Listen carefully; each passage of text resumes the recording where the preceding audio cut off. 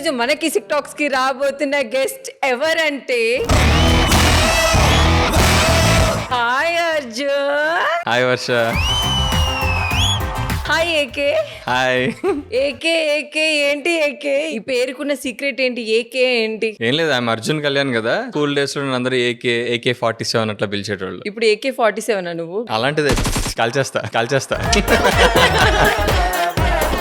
ఎవరైనా కాల్చావా ఇప్పటి వరకు? లేదు, ఐ విష్, బట్ లైసెన్స్ లేదు.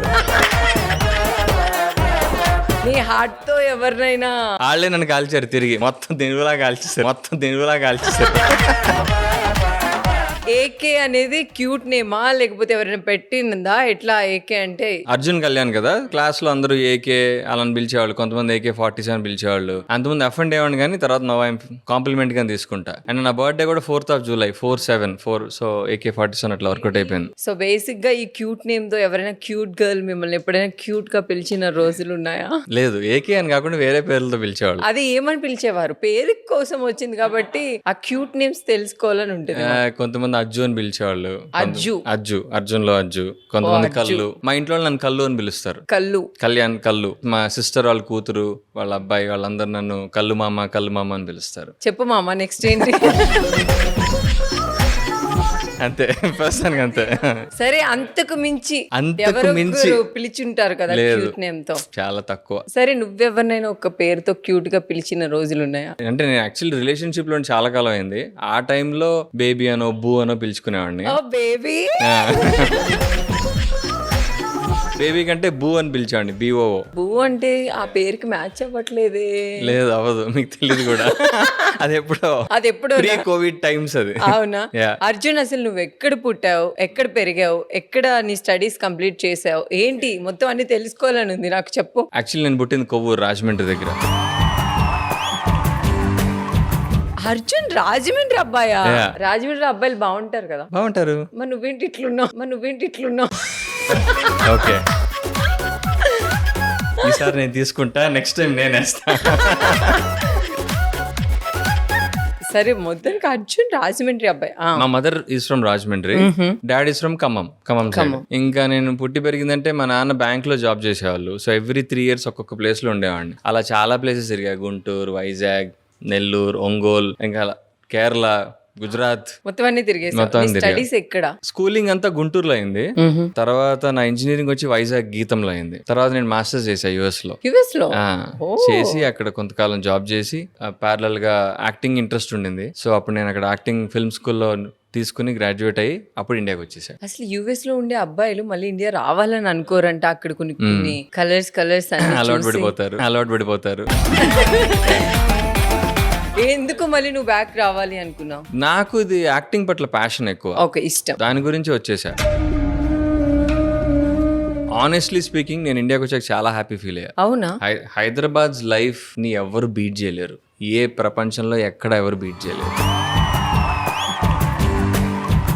అంటే as an Indian American life కూడా బీట్ చేయదు. మనకు కావాల్సిన ఫుడ్ దొరుకుతుంది, అమెరికన్ ఫుడ్, చైనీస్ ఫుడ్, ఏది కావాలి. బట్టలు దొరుకుతాయి, కార్లు దొరుకుతాయి. రోడ్లు అంటే ట్రాఫిక్ ఇట్స్ ఓకే. ట్రాఫిక్ ఒక్కటే ఇబ్బంది తప్పించి మిగతా everything we have in Hyderabad. Favourite అంటే ఇంకా అసలు నాకు హైదరాబాద్ వచ్చాక ఏంట్రా లైఫ్ ఇక్కడ కదా ఉంది అనిపించింది. ఒక్కసారి US వెళ్ళి జాబ్ చేయాలి, అంతే నా లైఫ్ గోల్ ఫిల్ అయిపోయింది అనుకుంటారు. దూరపు కొండలు అంటారు సరే, ఆ టైప్ అంతే. అంటే యాక్చువల్ గా అక్కడ బాగుంటాయి ఎమ్యూనిటీస్, కానీ లైఫ్ బోర్ అయిపోతాం. లైఫ్ చాలా మెకానికల్ అయిపోతుంది. US వెళ్తే బోర్ కొడుతుంది అని చెప్పి అర్జున్ చెప్పగా నాకు షాకింగ్ గా ఉంది. అందరూ బేసిక్ గా అన్ని వెళ్ళాలి. బోర్ కొడుతుంది. మనం ఇప్పుడు ట్రిప్ కి వెళ్ళింది వేరే, బట్ మనం ఉండడం as a life style it gets very mechanical, very boring. Stable గా ఉండలేము. స్టేబుల్ గానే ఉండగలం, అడ్వెంచరస్ గా ఉండలేము. చేయలేము అంటే చేయగలం. నువ్వు అనుకునే అన్ని కాదమ్మా. నేను అందరి గురించి, నువ్వు అనుకునే గురించి.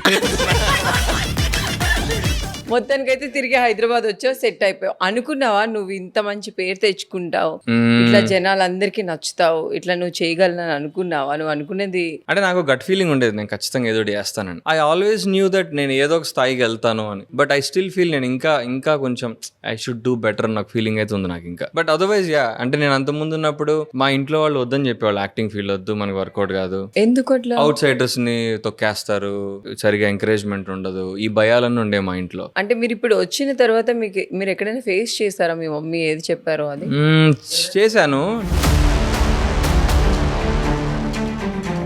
తొక్కడం ఇన్ ద సెన్స్ అంటే కూడా ఎక్కువ ఆపర్చునిటీస్ చాలా కష్టంగా వచ్చేవి మూవీస్లో కానీ వాటిలో కానీ. ఇప్పుడు యాజ్ అన్ అవుట్ సైడర్ చాలా చాలా కష్టమే తెచ్చుకుంటాం ఆపర్చునిటీస్. అది అంటే కొన్నిసార్లు ఇంకా ఓకే ఆడిషన్ అయిపోయింది, ఇంకా ఫైనల్ అయిపోయిన టైంలో ఇంకోటి ఎవడో వచ్చి రికమెండేషన్ బ్యాచ్ కొట్టుకెళ్ళిపోయాడు.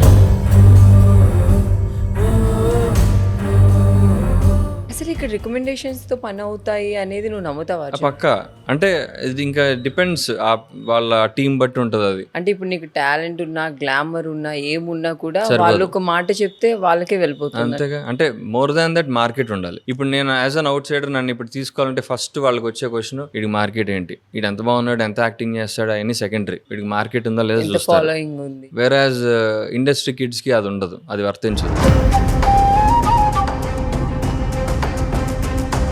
వాళ్ళనైతే ఏదో రికమెండేషన్ మీద నడుస్తుంది ఎవరు వాడేవారు. I don't know. నీకు అనిపించి ఉంటుందా ఎప్పుడైనా, నేను కూడా ఒక పెద్ద హీరో కడుపులో పుట్టుంటే నేను ఇట్లా ఈజీగా అయిపోయేదేమో, నాకు కూడా ఇన్ని కష్టాలు పడేవాడిని కాదని ఎప్పుడైనా అనిపించిందా? ఒక 2 సార్లు అనిపించింది, కానీ I'm happy with my parents.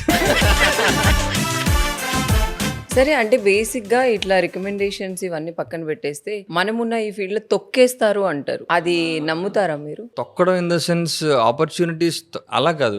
ఇప్పుడు నేను ఇప్పుడు ఆడిషన్ చేశా, ఇంకా నాదే అనుకున్నాను, ఆల్మోస్ట్ ఫైనల్ అయిపోయింది, డైరెక్టర్ ఓకే అన్నాడు, ప్రొడ్యూసర్ ఓకే అన్నాడు, వాడెవర్ ఇంకా 2 రోజుల్లో షూట్ అనగా ఇంకోళ్ళు ఎవరికో ఇచ్చేసాం సారీ అన్నారు అనుకో, అది తొక్కడం కింద అయితే అవుతుందో కాదో నేను చెప్పలేను. నిన్ను స్పెసిఫిక్ గా ప్లాన్ చేసి తొక్కడం కాదు, కానీ నీకు రావాల్సింది వేరే వాడికి వెళ్ళిపోయింది, అది డిజర్వింగ్ గా అన్డిజర్వింగ్ గా అనేది ఆడియన్స్ విల్ డిసైడ్. ఏమైంది, వాట్స్ హ్యాపెనింగ్, మళ్ళీ నన్ను అనుకున్నారు. ఎప్పుడైనా మీరు అర్జున్ అడగడం జరిగిందా? అడుగుతా, వాళ్ళు చెప్తారు సంబడీస్ రికమెండేషన్ అని చెప్తారు. అంటే 1-2 ప్రాజెక్ట్స్ అలా షూట్ చేసి దే హ్యాడ్ టు తీసేసిన వేరే యాక్టర్ని పెట్టి రీషూట్ చేసిన రోజులు కూడా ఉన్నాయి. Simply say recommendation. షూట్ చేసిన తర్వాత కూడా మళ్ళీ రీషూట్ చేయడం, జస్ట్ ఒక 2 days షూట్ చేసిన ఒక ప్రాజెక్ట్ వాళ్ళు సమ్హౌ దే థాట్ అది కూడా లీడ్ రోల్ కూడా కాదు, it's a good supporting role. ఈ ఫీల్డ్ లో అమ్మాయిలకి చాలా ఈజీ అవకాశాలు తెచ్చుకోవడం అంటారు, అబ్బాయిలకి చాలా కష్టం అంటారు. అమ్మాయిలు కూడా ఈజీ ఏం కాదు పాపం, అమ్మాయిలు కూడా చాలా కష్టపడతారు, బట్ అమ్మాయిల మీద అబ్బాయిలకి ఇంకా కష్టం. I don't want to compare with girls, ladies, వాళ్ళ కష్టాలు అనుకుంటాయి, మనకు తెలిసినవే కదా. అనిపించింది ఎప్పుడైనా అబ్బా అమ్మాయిగా పుట్టుంటే బాగుందని? చెప్పేది వాళ్ళ కష్టాలు వాళ్ళవి, సో మనతో పోల్చుకోలేం పాపం. అమ్మాయిలకి మేబీ ఒక్కొక్కసారి ఈజీగా దొరికే ఛాన్స్ ఉంటుంది if they are good looking or role కి సూట్ అయితే వాటెవర్, బట్ వాళ్ళకు కూడా బిహైండ్ ద సీన్స్ మేబీ కొన్ని కష్టాలు ఉండొచ్చు, నాకు తెలియదు exactly, because I'm not a girl, I've never faced it. But as a guy నేను ఏం చెప్పగలంటే ఖచ్చితంగా it's very difficult for an outsider. అంటే నీకు టాలెంట్ ఉన్నా, అందంగా ఉన్నా, వాడెవర్ కనెక్షన్స్ ఉన్నా కానీ ఎండ్ ఆఫ్ ద డే తెలిసే నీ మార్కెట్ ఎంత, నీ రీచ్ ఎంత అనే చూస్తారు. Very few directors or very few projects ఇవన్నీ పక్కన పెట్టేసి లేదు వాడు నాకు రోల్కి సూట్ అవుతాడు, వీడు సెట్ అవుతాడు అనేది తీసుకునేది చాలా, ఆ పర్సంటేజ్ చాలా తక్కువ. థ్యాంక్ఫుల్లీ అలాంటి వాళ్ళు నాకు కొంతమంది దొరికారు, వాళ్ళ వల్ల నేను కొన్ని ప్రాజెక్టులు చేసుకోగలిగా, అందుకే నేను ఈ స్థాయికి వచ్చా. ఇక్కడ ఆఫర్స్ రావాలి అంటే కొత్తగా వచ్చే అబ్బాయిలకి మీరు ఎలాంటి సజెషన్స్ ఇస్తారు? కీప్ స్ట్రగ్లింగ్ అంతే. ఇప్పుడు కొన్ని ఫేస్ చేస్తావు, నాలాగా సిచ్యువేషన్స్ ఫేస్ చేసినప్పుడు డౌన్ అయిపోకుండా మళ్ళీ నిన్ను మోటివేట్ చేసుకుని ఓకే సరే ఇది కాకపోతే ఇంకోటి నెక్స్ట్, మనం ఈ వీడితో సినిమా చేయడం రాలేదుగా, మనం యాక్టర్ అవుదాం వచ్చాం, ఈ మనిషితో కాదు చేయడం వచ్చింది కాబట్టి ఇది కాకపోతే నెక్స్ట్ ప్రాజెక్ట్ అని అనుకుని ముందుకు వెళ్ళిపోవాలి, వేరే ప్రాజెక్ట్స్ ట్రై చేసుకుంటూ ఉండాలి, అండ్ వచ్చిన ప్రతి అవకాశాన్ని యూజ్ చేసుకోవడానికి ట్రై చేయాలి. ఇది తక్కువ అది ఎక్కువ అని అనకూడదు, ఎందుకంటే ఏది ఎప్పుడు క్లిక్ అవుతుందో ఎవరికి తెలియదు, అండ్ ప్రతి జర్నీ డిఫరెంట్.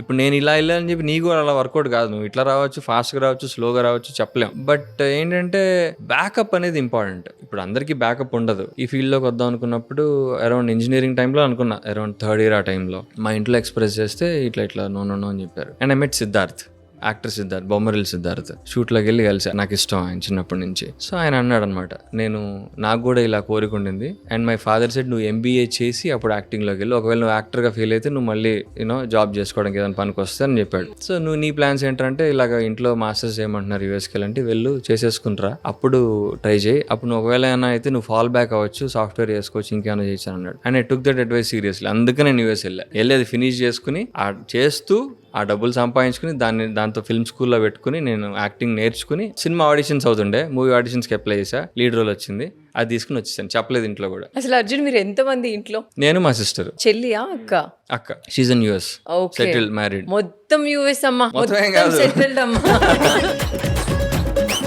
మా డాడీ వాళ్ళు ఇక్కడే ఉంటారు.